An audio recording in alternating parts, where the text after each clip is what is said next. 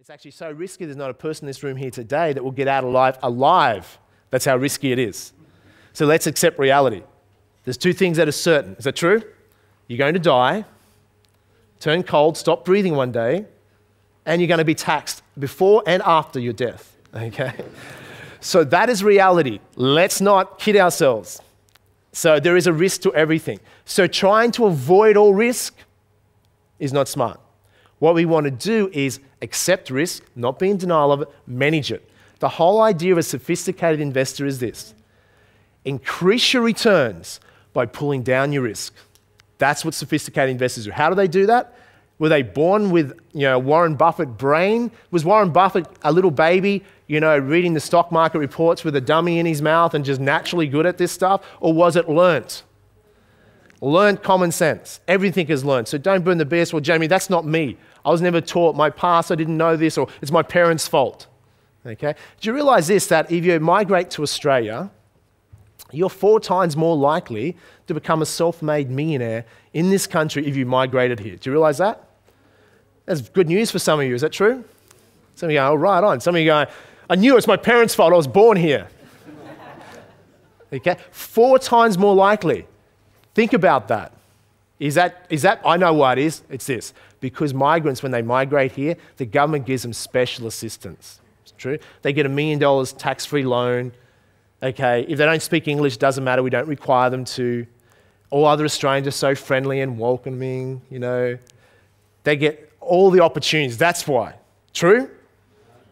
They actually generally come with no money, leave everything behind, foreign land, don't speak the language in some cases. People aren't always that friendly because whoever's here first doesn't like new people coming. Generally, that's human nature.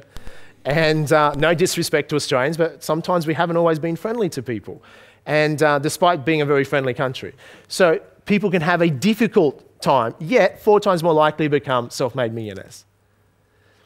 Repeat after me. Something to think about. Is it because maybe they don't have the cultural hypnosis? Is it because maybe they have a different mindset in order to come here in the first place? Is it because they're perhaps willing to face their fears? Is it perhaps they're willing to let go of the past and start a new future?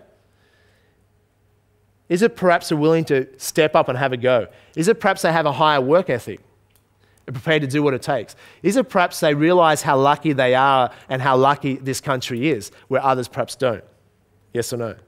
All those things. Nothing but a different perception, different map,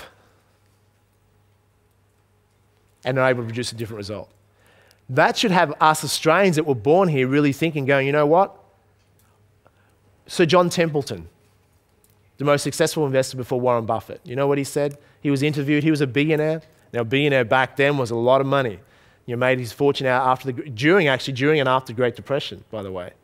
Great fortune was made. And he was interviewed, what's the secret to becoming a billionaire? So everyone's ready for the stock tip and, what can I take? And he goes, you know what?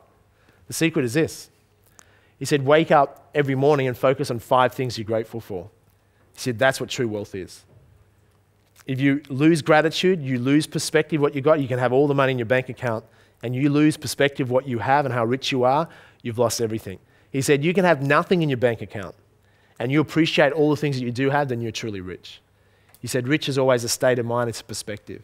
And I believe in this country, a lot of people have lost perspective.